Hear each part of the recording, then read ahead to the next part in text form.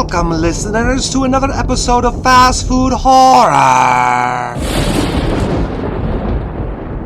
In this episode, one of the residents of Morrow Hill finds out there is something stranger still going on in the house. In this tale entitled The Tale of the House on Morrow Hill, Night Number 4.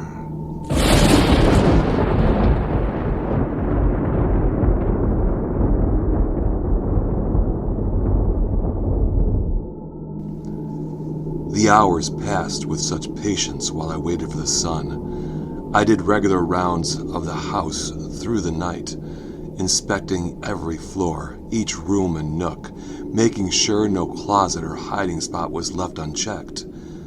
With each creak or tap against a window pane, I quickly moved to inspect the source of the sound till the sun broke over the Holland Hills, and the only sound was the coffee pot percolating in the kitchen and the birds chirping in the orchard. As the warmth of the morning grew, I heard the padding of my wife's soft footfalls from the bedroom into the kitchen. I made my way to greet her, exhausted as I was, and have my first of many necessary cups of coffee before powering through the day's mountainous lists. I entered the kitchen to begin what had now become an odd routine debriefing of my poor night's wakefulness.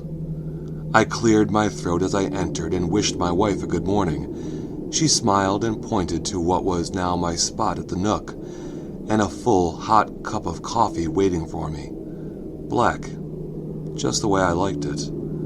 I shuffled over and joined her, gave her a kiss, then took a gulp of the bitter brew. I let out a sigh as I let the coffee do its trick before launching into a detailed account of last night's happenings. To her credit, she took it all in, and when I finished, she took our coffee cups for a refill, came back to the nook, sat down beside me, and took my hands in hers and again gave me a reasonable, rational explanation for it all, finishing with the door opening with such force proved in her mind that there was an issue with the furnace or ventilation in this old house, and probably the windows. A draft somewhere, coincidentally while I was awake, already on edge, stressed and sleep-deprived, just took the door.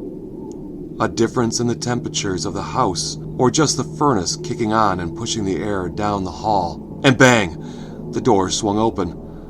I had to admit, that sounded a lot better than the explanations in my mind. But the fourth night, I slept with such unease that night. Restless, the difficulty of even getting comfortable, tossing side to side, trying to find that right position to settle into, and my brain just wouldn't relax and turn off. Not thinking about anything specifically, or in general, just the inability just to power down. Wide effin' awake. 3 nights in a row of disturbed and disturbing sleep, or lack thereof, will do that to you. But somewhere just after midnight, sleep found me, and then left, as I again found myself wide awake, with the feeling that someone was again in the room. I rolled onto my back and sat up in bed. I knew innately someone was there. I could see the white puffs of my breath with each exhale in the moonlight. The chill was back. The sheets and the blankets were again gone too. I reached across to the nightstand for my cell phone and touched the screen to activate the flashlight in one fluid movement, but the app wouldn't work. I instead turned up the screen light to its brightest. 2:33 a.m. looked back at me as I flipped the phone around and used the screen glow to help illuminate the room. I scanned the darkness looking for the source of my unease. I worked the glow slowly from left to right and saw it.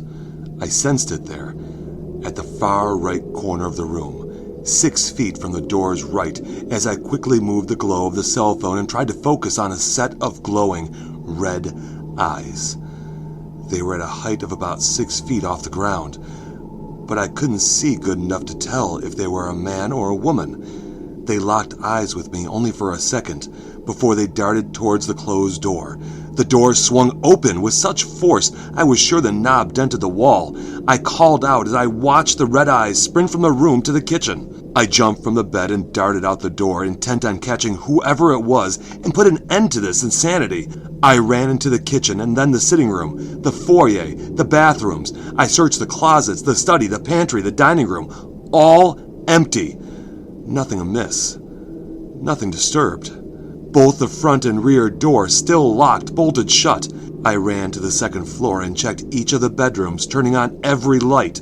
I checked every closet, not leaving 1 inch unsearched. And after an hour, sweat beading my forehead, I found I was again the only person awake in the house.